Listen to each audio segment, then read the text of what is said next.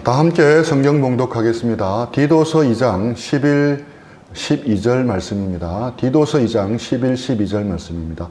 다 함께 합독하겠습니다.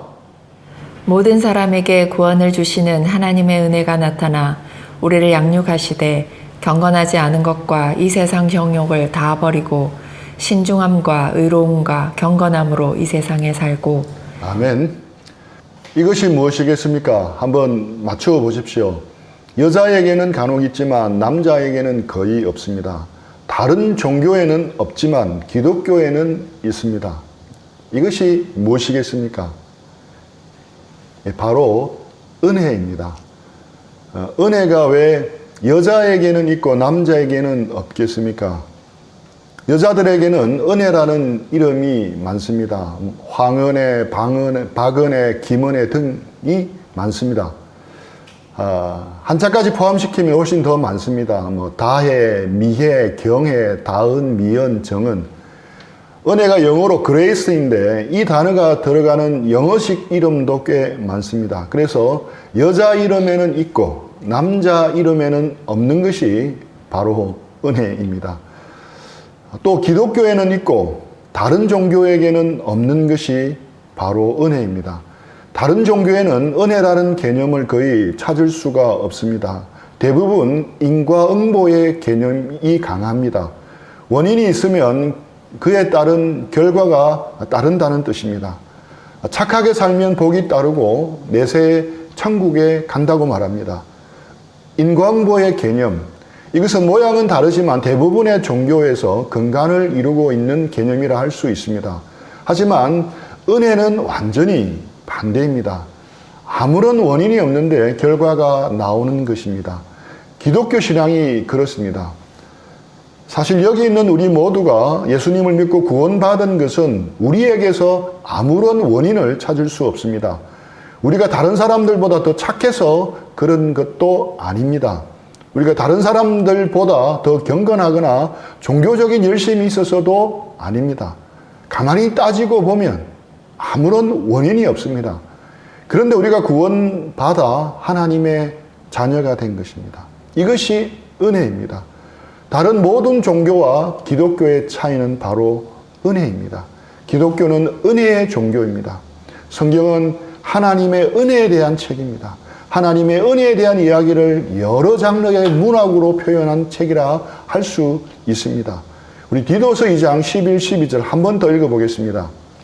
모든 사람에게 구원을 주시는 하나님의 은혜가 나타나 우리를 양육하시되 경건하지 않은 것과 이 세상 정욕을 다 버리고 신중함과 의로움과 경건함으로 이 세상에 살고. 하나님의 은혜를 알지 못하면 아무런 변화가 일어나지 않습니다. 하지만 하나님의 은혜가 나타나면 변화가 일어납니다. 하나님의 은혜를 누리지 못하면 변화는 지속이 되지 않습니다.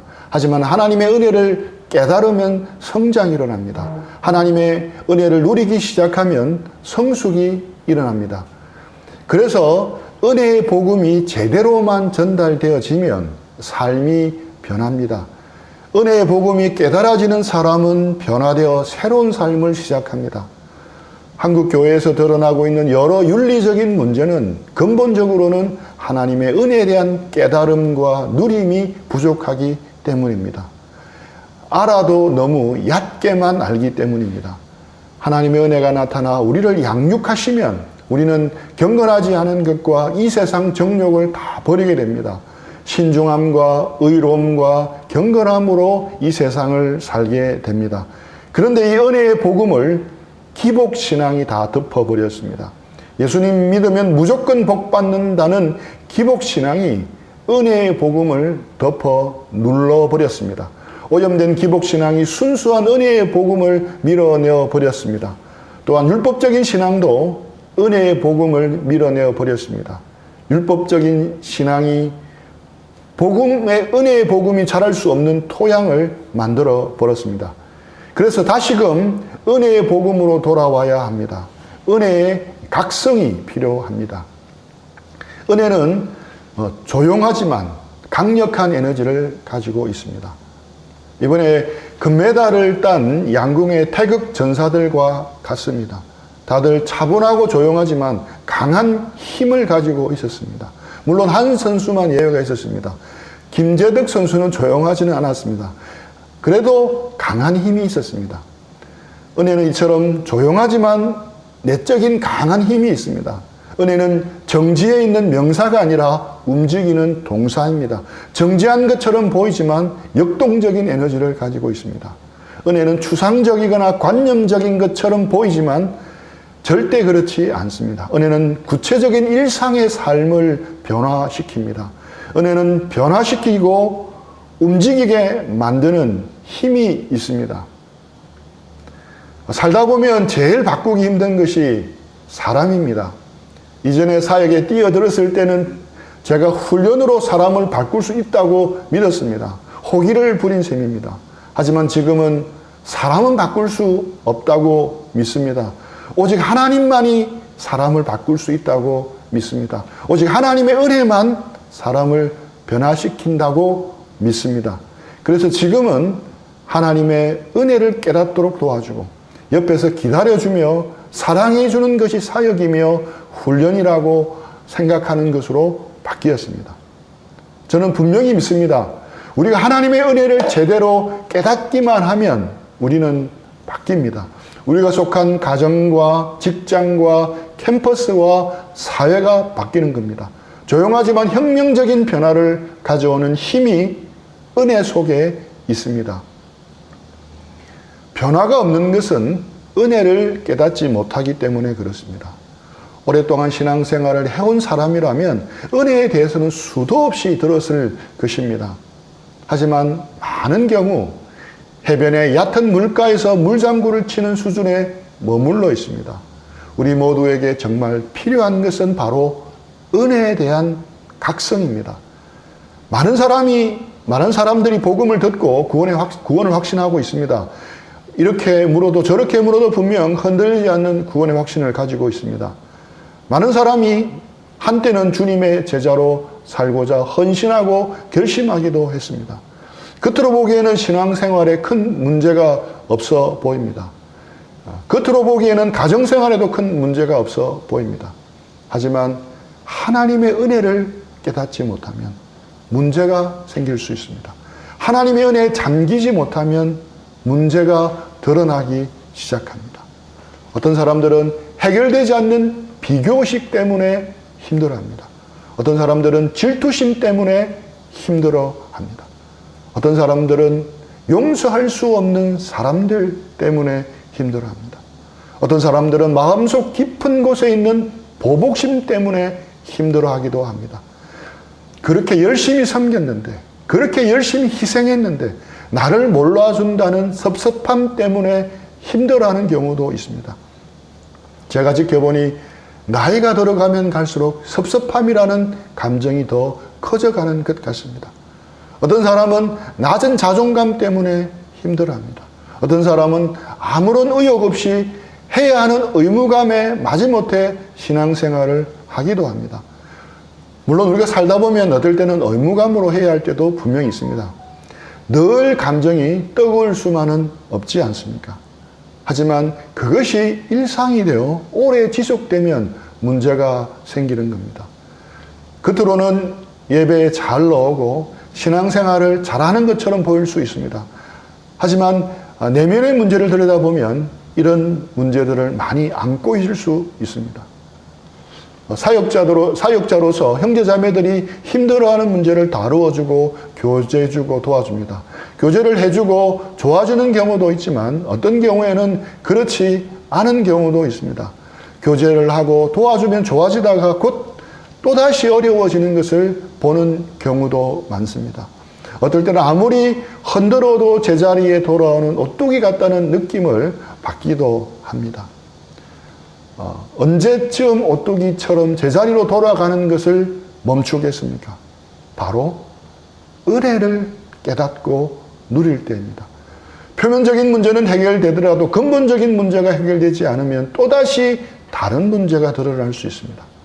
하나님의 은혜에 대한 깊은 깨달음과 누림이 있으면 그제서야 그 오뚜기가 작동을 멈춥니다. 그런데 이런 많은 사람들이 한결같이 은혜를 알고 있고 믿고 있다고 생각합니다. 하지만 그 은혜를 실제 삶 가운데 누리는 사람은 많지 않습니다. 그 은혜에 잠겨 사는 사람은 더더욱 귀합니다. 많은 경우 하나님의 은혜에 대해 너무 피상적으로 알고 있고 얕게만 알고 있을 때 이런 문제가 생깁니다. 우리가 한 통의 수박을 쪼개지 않고 껍질을 핥아도 수박을 맛보았다 할 수 있습니다. 수박 껍질을 맛본 것입니다. 그러나 진정으로 수박을 맛본 사람은 아닙니다. 수박을 냉장고에서 갓 꺼내어 칼로 쩍 갈라서 수박 껍질 안에 있는 빨간 속살을 먹어야 수박을 제대로 먹은 것입니다. 갈비를 뜯는 것처럼 시원한 수박에 입과 코를 대고 수박물을 흘려가면서 먹어본 사람이 진정으로 수박 맛을 본 사람입니다. 은혜도 마찬가지입니다. 수박 껍질을 핥아서 수박 껍질 맛만 본 것으로 수박 맛을 본 것으로 착각하면 안 되듯이 은혜도 마찬가지입니다. 히브리서 12장 15절입니다. 너희는 하나님의 은혜에 이르지 못하는 자가 없도록 하고 또 쓴뿌리가 나서 괴롭게 하여 많은 사람이 이로 말미암아 더럽게 되지 않게 하며. 이 말씀은 은혜를 제대로 깨닫지 못하고 은혜의 깊은 부요함에 이르지 못할 때 일어나는 일에 대해서 경고를 해주고 있습니다. 쓴뿌리가 나서 괴롭게 하여 많은 사람이 이로 말미암아 더럽게 되지 않도록 하며. 은혜에 이르지 못할 때 쓴뿌리가 자라기 시작합니다. 히브리 문화에서는 독이 있는 식물을 가리켜 쓴 식물이라 불렀습니다. 히브리 저자는 쓴뿌리 비유로 우리가 은혜를 잃어버릴 때 독성을 갖게 된다는 것을 분명히 나타내고 있습니다. 은혜가 없는 종교는 유독합니다. 은혜가 없는 관계도 유독합니다. 은혜가 없는 교회도 유독합니다. 은혜가 없는 마음도 유독합니다. 은혜가 없는 사역도 유독합니다. 은혜가 없는 비전도 유독합니다. 쓴뿌리가 비록 작고 천천히 자라더라도 결국 그 독성이 나타나게 되는 것입니다. 하나님의 은혜에 이르지 못하는 자가 없도록 하라. 이르지 못하는으로 번역된 말은 받지 못하는, 얻지 못하는, 경험하지 못하는 이라고 번역될 수도 있습니다. 하나님의 은혜에 이르지 못한 자와 하나님의 은혜에 이른 자의 상반된 모습을 적나라하게 보여주는 두 거장의 작품이 있습니다. 영화 몬테크리스토 백작과 영화 레미제라블입니다. 모두 명작 소설을 영화한 작품입니다. 영화의 원작인 두 소설 모두 프랑스 문학을 대표하는 두 거장의 작품입니다. 몬테크리스토 백작은 알렉산드로 디마의 작품이며 레미제라블은 빅토르 위고의 작품입니다. 우리가 잘 아는 삼총사가 디마의 작품입니다. 또 노트르담의 겁주는 빅토르 위고의 작품입니다. 두 작가 모두 공교롭게 1802년 같은 해에 태어났습니다. 그리고 동시대의 이름을 날렸던 세계적인 작가입니다. 그런데 위고에게는 있는데 디마에게는 없는 것이 있습니다. 레미제라블에게는 있는데 몬테크리스토 백작에게는 없는 것이 있습니다. 무엇이겠습니까? 은혜입니다. 1789년 프랑스 대혁명이 일어납니다. 이후에 왕정이 폐지되고 공화정이 수립됩니다. 그리고 나폴레옹이 등장해서 공화국을 이끕니다. 하지만 워털루 전투의 패함으로 공화정은 몰락합니다. 그리고 프랑스는 다시 루이 필립 왕에 의해 왕정으로 되돌아갑니다. 왕정에서 공화정으로, 다시 공화정에서 왕정으로 되돌아간 것입니다. 시민들은 다시 억압을 받게 됩니다. 이에 대한 반발로 공화파들이 제2의 혁명을 시도합니다. 이런 사회 정치적 격변하는 시기를 배경으로 이 두 소설이 쓰이게 된 것입니다. 같은 시기와 같은 장소, 같은 배경에서 자란 두 작가가 쓴 작품입니다. 하지만 두 작품이 그리는 세계는 확연한 차이가 있습니다. 두 작품이 등장하는 주인공의 캐릭터 역시 확연한 차이가 있습니다.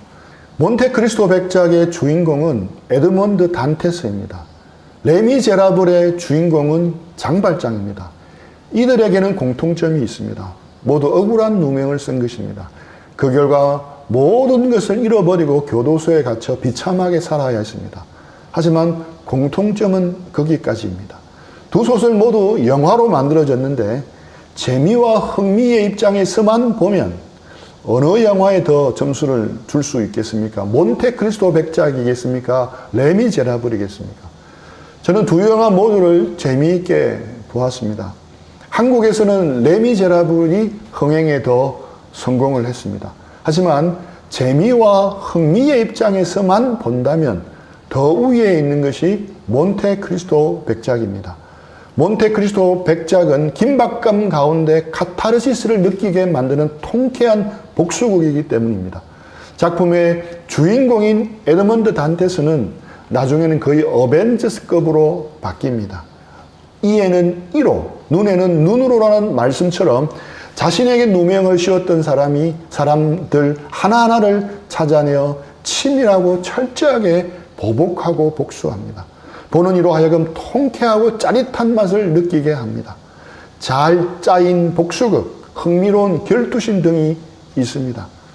하지만 영화 레미제라블은 뮤지컬 영화이고 그렇지 못합니다. 레미제라블의 주인공 장발장은 굶주린 누이와 조카를 위해 빵 한 조각을 훔친 죄로 19년간 억울하게 교도소 생활을 합니다. 가석방으로 나왔지만 세상은 그를 여전히 죄인 취급하고 외면해 버립니다. 그 역시 세상을 향한 복수심이 극에 달합니다. 하지만 그는 에드먼드 단테스와는 다른 경험을 하게 됩니다. 유일하게 자신을 사람 취급해주고 먹여주고 재워준 주교를 배신하고 장발장은 몰래 성당의 은식기를 훔쳐 달아납니다. 그러다가 검문검석에 잡혀서 주교 앞으로 끌려옵니다. 이제 미리엘 주교의 한마디면 다시 종신형을 살 수도 있는 상황이었습니다. 그런데 장발장은 미리엘 주교의 입에서 놀라운 말이 흘러나오는 것을 듣습니다. 저주의 말이 쏟아져 나와야 마땅했습니다. 그런데 내가 모든 것을 다 선물로 주었는데 왜 더 값나가는 은촛대는 가지고 가지 않았느냐고 말합니다. 그를 용서해주고 은혜를 베풀어 준 것입니다. 장발장은 충격을 받습니다. 전율을 느낄 정도였습니다. 여기서 장발장을 전율하게 만든 것은 바로 무엇이겠습니까? 정의가 아니었습니다. 당시 프랑스 대혁명 시절 많은 사람들이 외치던 정의가 아니었습니다. 바로 조용한 가운데 베풀어진 은혜였습니다. 받을 자격이 없는 자신에게 베풀어준 호의였습니다. 놀라운 은혜를 경험한 것입니다. 이 은혜에 대한 경험은 그의 삶을 바꾸어 버렸습니다. 코페르니쿠스적 혁명가도 같이 삶 전체를 바꾸어 놓았습니다. 20년 가까이 가슴속 깊은 곳까지 뿌리 내렸던 정오와 복수심을 내려놓게 합니다. 그리고 그 역시 다른 사람을 용서하고 돕고 섬기며 은혜를 베푸는 삶을 살기 시작합니다.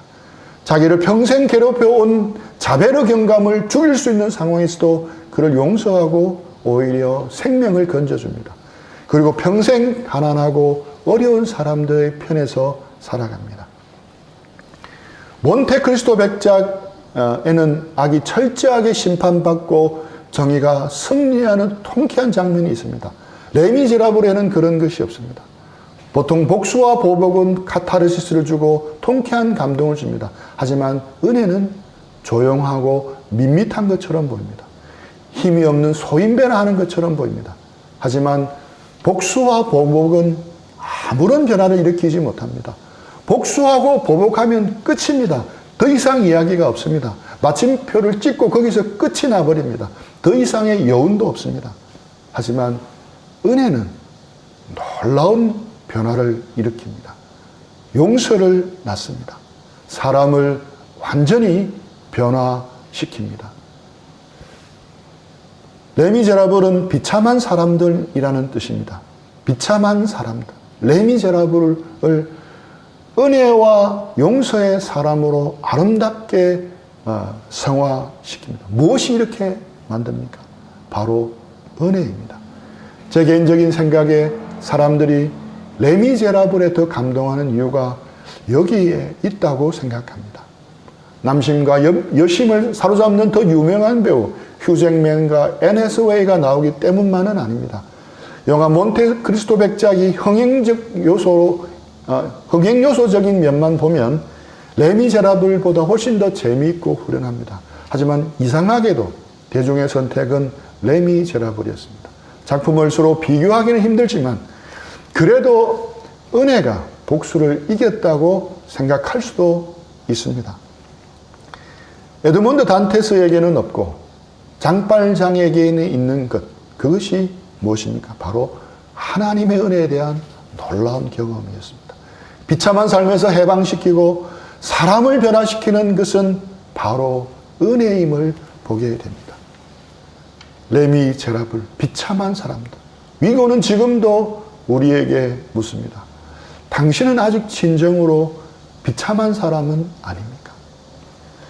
영화 레미제라블 마지막 부분을 보면 바리케이트 위에서 모든 등장인물들이 다 함께 Do you hear the people sing? 이라는 합창곡을 부르며 내일은 오리라고 외치는 장면이 나옵니다. 머리털이 곤두설 만큼 감동적입니다. 사실 빅토르 위고는 그 가사말 속에서 혁명이 아니라 은혜가 진정한 답이고 희망이라는 메시지를 숨겨두었습니다. 우리에게 구원을 주시는 하나님의 은혜가 나타나 우리를 양육하시지만 그 하나님의 은혜에 이르지 못하는 자는 분명히 있습니다. 우리 모두가 다 에드몬드 단테스처럼 화려한 사람이 되지 못할지언정 장발장처럼 은혜를 경험하고 누리고 나누는 사람이 되기를 축복합니다. 성령의 도우심으로 은혜의 깊은 곳으로 노져가는 역사가 있기를 축복합니다. 은혜를 지식적으로 알 뿐만 아니라 경험적으로 알기를 축복합니다. 그런데 이 일을 위해서는 성령의 도우심을 구하는 기도가 간절히 필요합니다. 주님 앞에 엎드리는 시간이 필요합니다. 주님 앞에 홀로 잠잠히 있는 시간이 꼭 필요합니다. 찬송가 작사가는 하늘을 두루마리 삼고 바다를 먹물 삼아도 한없는 하나님의 사랑 다 기록할 수가 없다고 고백했는데 우리는 어떻습니까? 저 하늘을 두루마리 삼고 바다를 먹물 삼을 정도는 아니더라도 A4 용지 수십 장 정도는 내려가 봐야 하지 않겠나 하는 생각을 해봅니다. 우리는 매주일 예배를 드립니다. 매일 아침마다 큐티를 하고 매일 공동체 성경 읽기를 합니다. 성경 공부를 하기도 하고 개인 거제도 합니다. 분기별로 신앙서적을 읽기도 합니다. 물론 우리가 하나님의 은혜를 깨닫기 위해 결심하고 그동안 하지 않았던 새로운 시도를 하는 것도 중요합니다. 하지만 더 중요한 것이 있습니다. 바로 이미 우리가 하고 있는 것들을 잘 활용하는 것입니다. 제 신앙과 삶을 지금껏 인도해 준 것은 대단한 것이 아니었습니다. 변함없는 루틴이 된 아침마다 가지는 큐티 시간이었습니다. 큐티 시간에 깨닫는 하나님의 은혜와 사랑이 제가 성장하는 데 큰 자양분이 되었고 지금도 되고 있습니다. 또 공부하고 묵상하고 암송하는 말씀들이었습니다. 이처럼 이미 활용하고 있는 은혜의 수단들이 있습니다. 우리가 이것을 할 때 좀 더 마음을 기울여 하는 것이 필요합니다. 어떤 것이든 습관이 될 때까지는 진통이 따르는 법입니다. 그래서 꾸준하게 해야 하는 것입니다. 때로는 귀찮아도 피곤해도 꾸준하게 해야 하는 것입니다. 또 미리 준비하는 것입니다. 조금만 더 마음을 기울여야 하는 겁니다. 조금만 더 집중하는 것입니다. 그리고 하기 전에 기도하면서 주님을 의뢰하는 것입니다. 간단하지만 꼭 이렇게 기도했으면 좋겠습니다. 하나님, 제가 하나님의 은혜를 깊이 경험하기를 원합니다. 이렇게 꼭 기도했으면 좋겠습니다. 우리 아이들이 효림이처럼 어릴 때 여름철이 되면 바닷가에 가서 모래성 쌓는 놀이를 가끔씩 했습니다. 그래서 바다에 갈 때는 곰돌이, 모래놀이 세트를 늘 가지고 다녔습니다. 그때 모래사장에서 했던 놀이 중에 하나가 바닷물 가두기였습니다. 깊은 웅덩이를 파놓으면 파도가 가끔씩 밀려 들어왔다가 나가면서 그 웅덩이 안에 바닷물이 채워집니다. 아이들은 그 웅덩이에 모아진 바닷물에 첨벙거리면서 신나했습니다. 그런 아이들의 모습이 이제는 먼 추억처럼 떠오릅니다. 은혜를 생각하면서 그 장면이 생각이 났습니다. 우리가 누리고 있는 하나님의 은혜는 모래성에 가둔 바닷물 정도는 아닌지 모르겠습니다. 작은 웅덩이를 파서 겨우 가두어 놓은 바닷물은 얼마 뒤 저절로 빠져버립니다. 또 나름 꽤 열심히 큰 웅덩이를 파도 그 안에 모을 수 있는 바닷물의 양은 정말 작은 양입니다. 눈을 들어 수평선을 가득 메운 엄청난 바닷물을 본다면 정말 그 웅덩이의 바닷물은 정말로 작은 양입니다. 하나님의 은혜는 바다에 비유해서 표현할 수 있습니다. 은혜의 바다, 은혜의 대양이라고 할 수 있습니다. 그런데 우리는 이 은혜의 바다, 은혜의 대양을 앞에 두고 그저 해변에서 모래성을 쌓으며 장난하는 어린아이들 같다는 생각을 해봅니다. 찬송가 302장의 가사입니다. 내 주 하나님 넓고 큰 은혜는 저 큰 바다보다 깊다. 너 곧 닷줄을 끌러 깊은 데로 저 한가운데 가보라. 언덕을 떠나 창파에 뱉띄워 내 주 예수 은혜의 바다로 내 마음껏 저어가라. 왜 너의 인생은 언제나 거기서 저 큰 바다 물결 보고 그 민 모르는 깊은 바다 속을 한번 헤아려 안 보나. 언덕을 떠나서 창파에 뱉띄워 내 주 예수 은혜의 바다로 내 마음껏 저어가라. 많은 사람이 얕은 물가에서 저 큰 바다 가려다가 찰싹거리는 작은 파도 보고 마음이 졸여서 못 가네. 언덕을 떠나서 창파에 뱉띄워 내 주 예수 은혜의 바다로 내 마음껏 저어가라. 자, 곧 가거라. 이제 곧 가거라. 저 큰 은혜의 바다 향해. 자, 곧 내 노를 저 깊은 데로 가라. 망망한 바다로. 언덕을 떠나서 창파에 뱉띄워 내 주 예수 은혜의 바다로 내 마음껏 저어가라.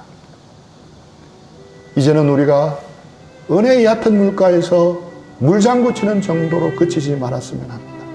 우리 모두가 언덕을 떠나서 창파에 뱉띄워 내 주 예수 은혜의 바다로 마음껏 저어가는 역사가 일어나기를 축복합니다. 이번 주가 대부분 여름 휴가철입니다. 코로나 때문에 이전처럼 바닷가에 물놀이 가기는 쉽지 않습니다.